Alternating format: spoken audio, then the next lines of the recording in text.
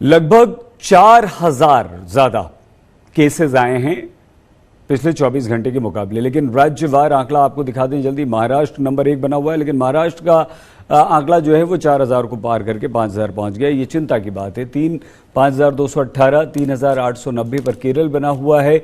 Delhi 1934 cases के साथ, यानी कि दिल्ली में काफी बड़े हैं केसेस, 2000 के लगभग पहुंच रहा है। तमिलनाडु 1000 को क्रॉस कर गया है, 1063, और हरियाणा 872। कल तमिलनाडु में भी 1000 से नीचे केसेस थे, जो कि आज काफी ज्यादा हो गए हैं। और कोरोना की ये बेहद तेज रफ्तार है। 84,000 के पास सक्रिय।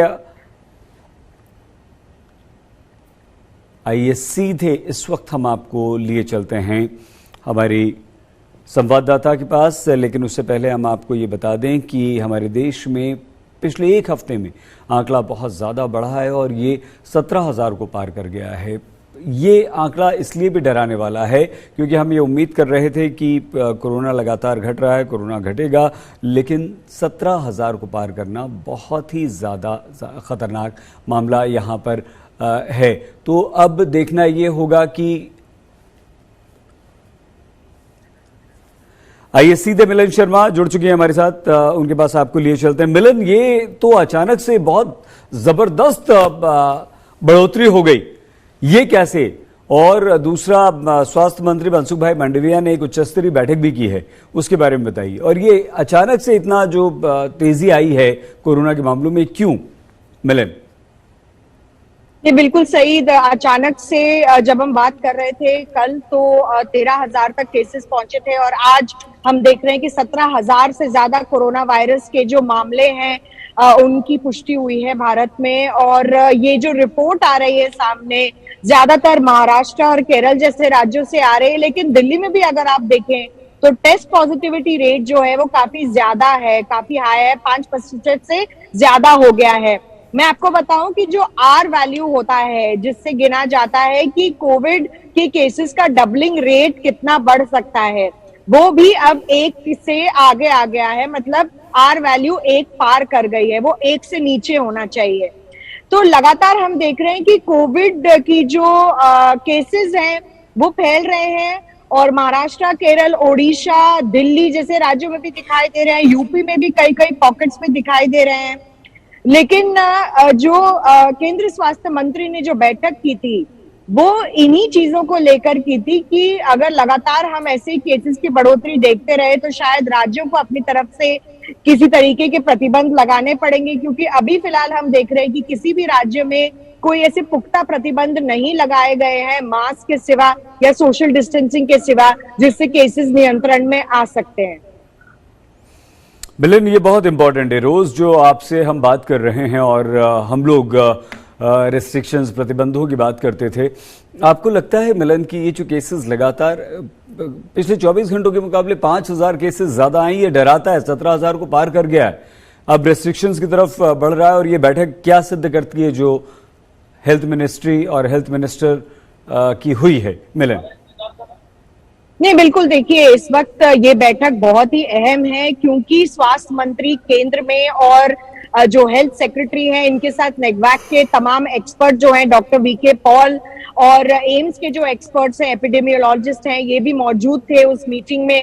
और उन्होंने ये बताया है कि कई राज्यों में जहां पर केसेस की बढ़ोतरी हो रही है, उसमें क्रैक टीम्स भेजी जाए, क्योंकि एनसीडीसी के भी जो सचिव हैं डॉक्टर सुजीत के सिंह, वो भी इस मीटिंग में शामिल थे। तो बार बार जहां पर देखा जा रहा है कि केसेस में बढ़ोतरी आती है, वहां पर लोगों को भेजा जाता है स्वास्थ्य मंत्रालय के थ्रू। और यहाँ पे हम देख रहे हैं कि जहां जहां केसेस पे बढ़ोतरी हम देख रहे हैं, वहां अब जो एक एपिडेमियोलॉजिस्ट की टीम बनाई जाएगी, उन्हें दोबारा से वहां भेजा जाएगा और ये चेक किया जाएगा कि वहां पर कंटेनमेंट और बाकी जो स्ट्रैटेजीज हैं वो फॉलो की जा रही हैं या नहीं की जा रही। कल हमने केरल के स्वास्थ्य जो मंत्री हैं उनसे भी एक बयान सुना। उन्होंने कहा कि हाँ, केरला में काफी ज्यादा केसेस आ रहे हैं, लेकिन स्थिति इस वक्त नियंत्रण में है, क्योंकि ज्यादा जो लोग हैं अस्पताल नहीं जा रहे हैं। और ये अपने आप में एक अच्छी बात है फिलहाल, क्योंकि कम लोग अस्पताल जा रहे हैं, यानी कि हॉस्पिटलाइजेशन अभी भी कंट्रोल्ड लेवल में चल रहा है। लेकिन इसको खराब होने में सही ज्यादा वक्त नहीं लगता, जी क्योंकि जी। जब किसी बुजुर्ग को कोविड होगा या किसी कोमॉर्बिड को कोविड होगा तो उन्हें तुरंत हॉस्पिटलाइजेशन की जरूरत पड़ेगी। और इसीलिए अभी जिन लोगों ने अपनी तीसरी यानी कि बूस्टर डोज नहीं लगाई है, उन्हें अब सावधान रहना चाहिए। उन्हें या तो अपनी बूस्टर डोज लगा लेनी चाहिए, और जो सोशल डिस्टेंसिंग है या मास्क पहनने का है, इन सारे जो रूल्स है इनका पालन करना चाहिए। बिल्कुल ठीक है। मिलन, एक और इम्पॉर्टेंट बात इस मीटिंग में मनसुख भाई मांडविया हेल्थ मिनिस्टर ने कही है, वो ये कि टेस्टिंग बढ़ाया जाए और जीनोम सीक्वेंसिंग पर भी जोर दिया जाए। क्या समझें इससे? देखिए, ये जो बात है पहले भी दोहराई गई है कि टेस्टिंग पर ध्यान दिया जाए। हालांकि हम देख रहे हैं कि केसेस में ये बड़ा उछाल, जो 17,000 से ज्यादा कोरोना के केस अब दिखाई दे रहे हैं, वो इसीलिए सामने आए क्योंकि टेस्टिंग बढ़ी है। दूसरा, जीनोमिक सीक्वेंसिंग और सर्वेलेंस सरकार की तरफ से की जा रही है, क्योंकि एक तरफ हम देख रहे हैं कि BA.4 और BA.5 इन दो ओमिक्रॉन के वेरिएंट्स को ही माना जाए कि ये केसेस में अब बढ़ोतरी कर रहे हैं। वैक्सीन की जो इम्यूनिटी है, जिन लोगों ने 6 महीने या 9 महीने पहले वैक्सीन लगा ली है, वो इम्यूनिटी भी कम होती जा रही है। तो बहुत सारे फैक्टर्स अब एक साथ काम करने लग गए हैं, और इसीलिए हम केसेस में अब एक स्टडी इंक्रीज देख रहे हैं। तो जीनोमिक सर्वेलेंस से हमें ये पता चलता है कि कोई नया वेरिएंट सामने नहीं आया है। केरला के स्वास्थ्य मंत्री ने भी यही कहा कि केरला में भी फिलहाल कोई नया वेरिएंट नहीं दिखाई दिया है।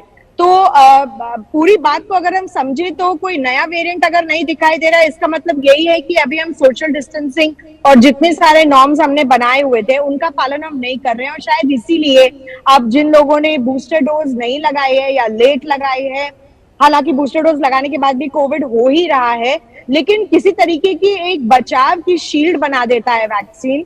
तो इस वक्त जरूरी होगा कि जिन लोगों ने अपनी दूसरी डोज नहीं लगाई है वो अपनी दूसरी डोज लगाएं, और जो बूस्टर डोज के लिए एलिजिबल हैं वो अपनी बूस्टर डोज भी लें।